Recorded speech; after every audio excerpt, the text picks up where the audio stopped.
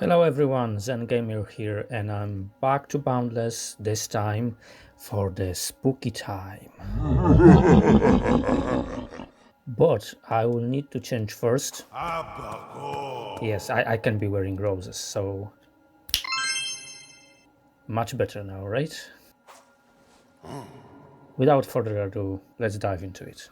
So, I'm thinking about it as kind of a guide for new players who hasn't had a chance to see the Halloween event in Boundless just yet. If it comes to myself and the more seasoned guys, it can be kind of a refresher training, let's say. So first thing, uh, we need to start gathering spooky orbs because they are the base of all Halloween event special items. To do that, we have to turn into a good old school gatherers. So get something to chop plants, make sure that the luck attribute is maxed out, and then off we go to look for some muddy areas. Because mud is our friend, mud gives us the best density if it comes to Rosetta Nox and fungi. And these are actually the plants that we need for spooky orbs. So as you can see here, we are on Buri, which is T3 world, or so-called rugged world. And we have a patch of a mud here. If we go to just a grassy area and start wandering around trees, we will find different kind of fungi and Rosetta Nox as well, but mud is the best. I'm also showing you here, windowed, a footage of the Halloween event from 2 years ago, so we can see actually how the spooky orbs drop along all the other usual resources. It wouldn't happen here now live as I'm recording because the Halloween event hasn't started yet. But as soon as it kicks in, you'll be able to get spooky orbs as well.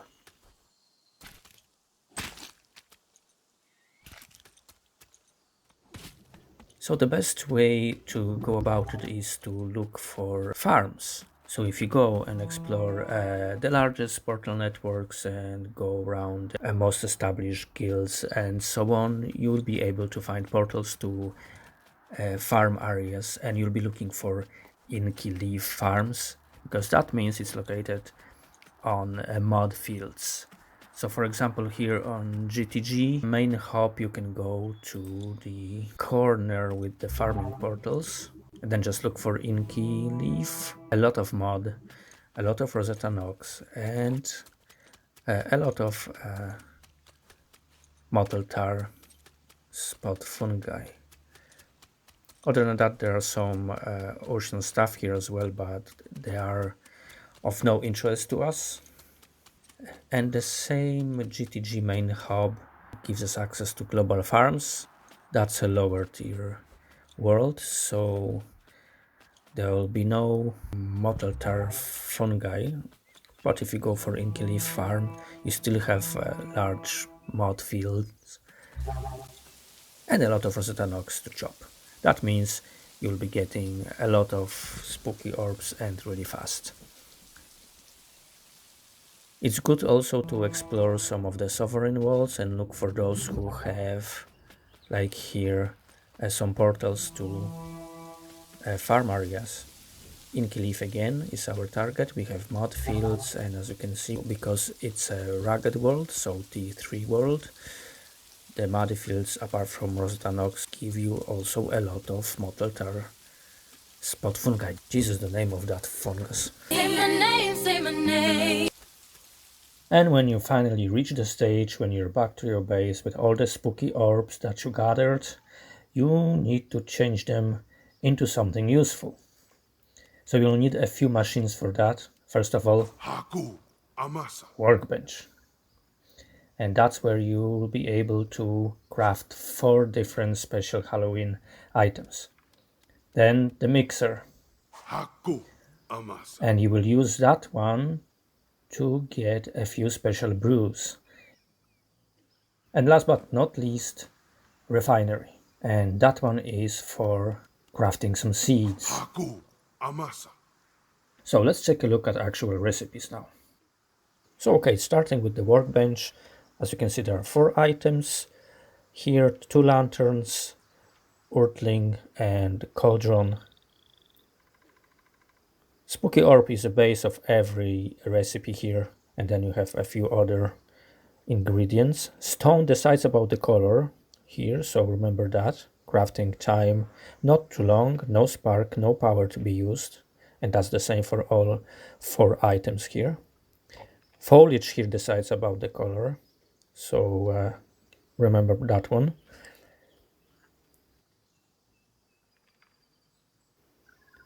For the earthy foliage is again the color decider. And then the mass numbers, just for your curiosity. And the last item is the cauldron. That takes a bit longer to craft. Stone decides about the color.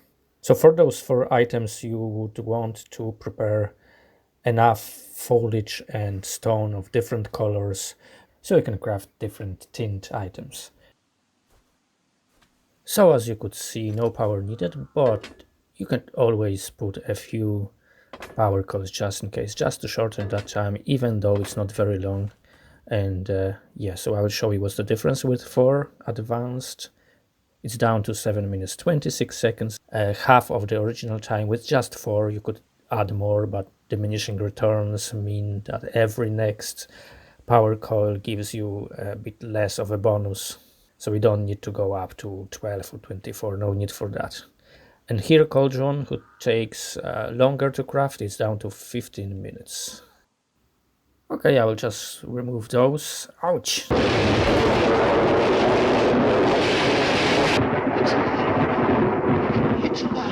Yeah, it's alive and it's feeling fine.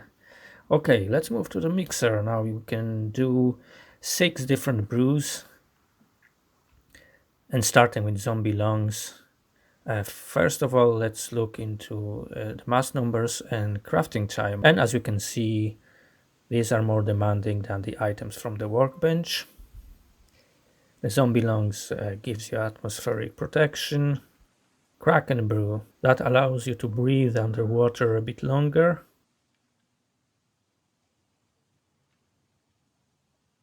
And then the 4 last brews give you a weather effect that basically follows you wherever you move. In case of Mummy Brew, it's clear weather. Yeti Brew, as you can see, that's the snow. This is rain. And then the last one gives you fog.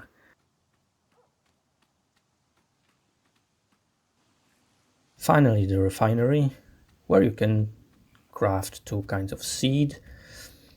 This one here is to grow spiders, and the other one is for bats. As you can see, you need flowers, so check on your flowers stock to be sure that you can make a lot of them should you be interested. Also pay attention to the fact that you will need spark. Crafting time is quite short, but spark is required. Before we go to the farming part, where you will see how to grow spiders and bats, I think I will show you the decorative items that you can craft in Workbench.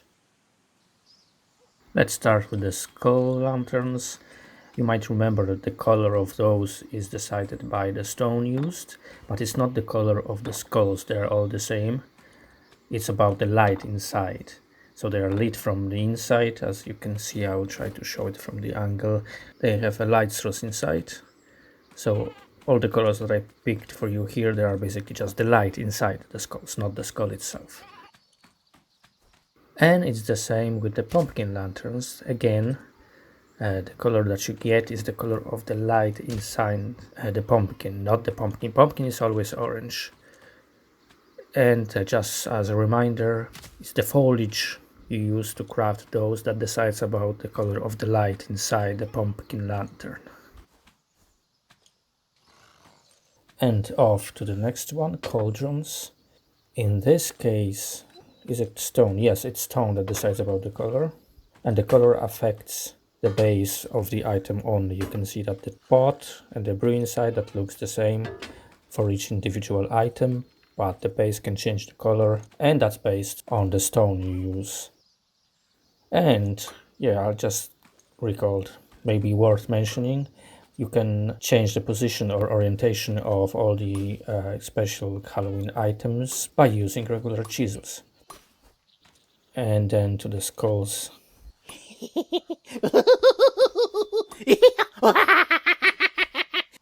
And last but not least, the urtis, the little cute dolls. Use foliage among other items to craft them, and the foliage decide about the color. And I'll just place a few of them here in different tint. And again, you can use chisel to rotate them so they can face whatever direction you wish.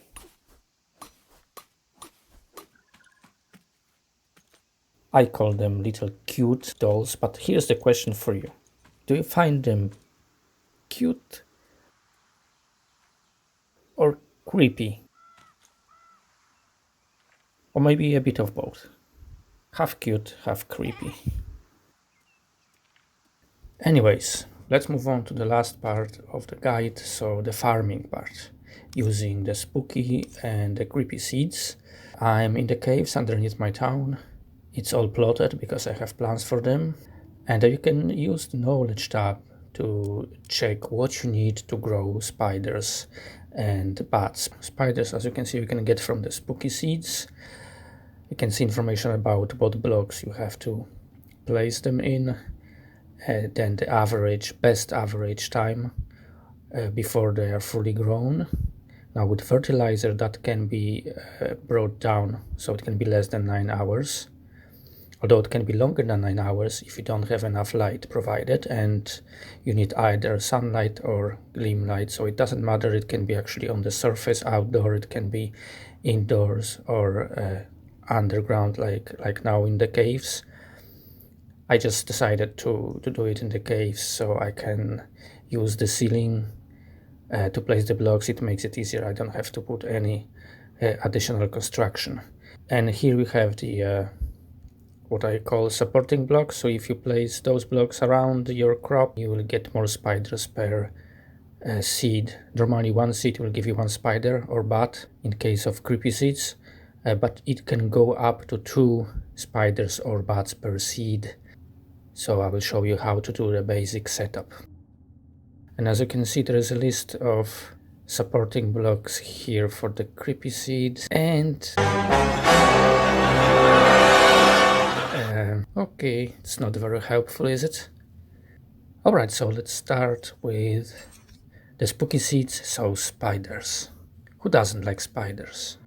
Work out, plenty of rest, eat your green vegetables. Great advice, great advice. But let's get into it.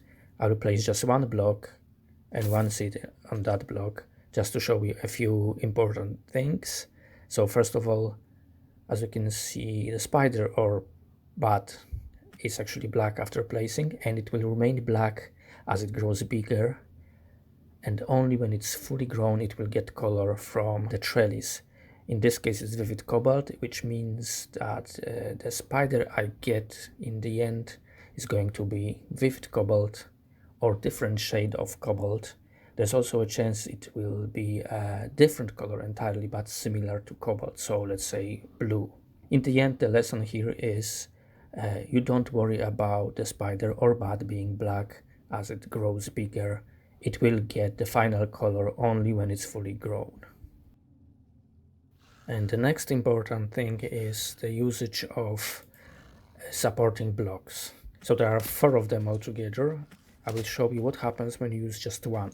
So place 4 around this block, and as you can see it's 125%, which means you will get one spider for sure, and there's 25% chance that you will get another spider from the same seed. And it's capped at 125% when you use just one type of supporting block. Now look at this situation. We have 2 different blocks and still not 200%. Then you have a situation we have 3 different blocks out of 4 and still not 200%. And only when we actually use all 4 supporting blocks, 2 of each, almost 200% now, so just one more. Yeah, that's when you get to 100%.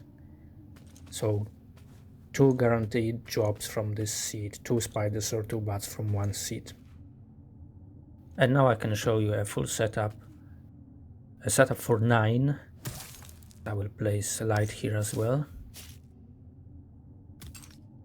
And that will make the spiders or bats grow faster. And now what's left is the supporting blocks.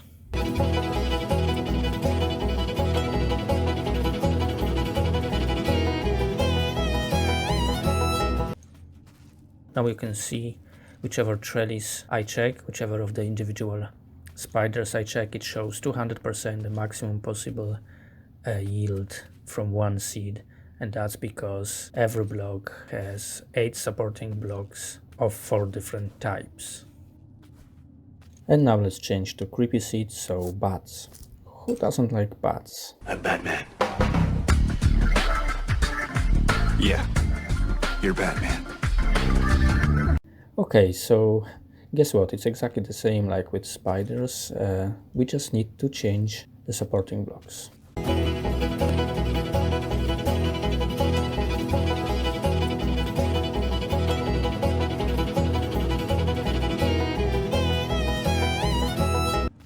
And voila.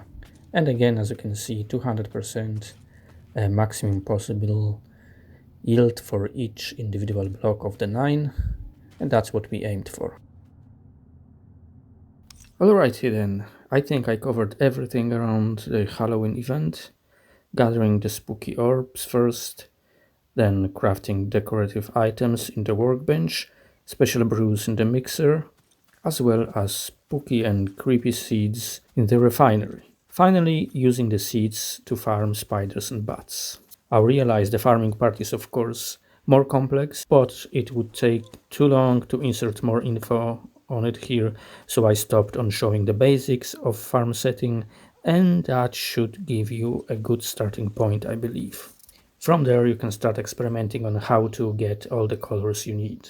It's quite fun, and I hope you will enjoy it as much as I do. If you found this video useful and or entertaining, please like and subscribe. Comment below or in Boundless forums, where I will post the link to this video as well. Most of all, enjoy your Halloween, both in real life and Boundless. And I'll see you in the next video. Tubio.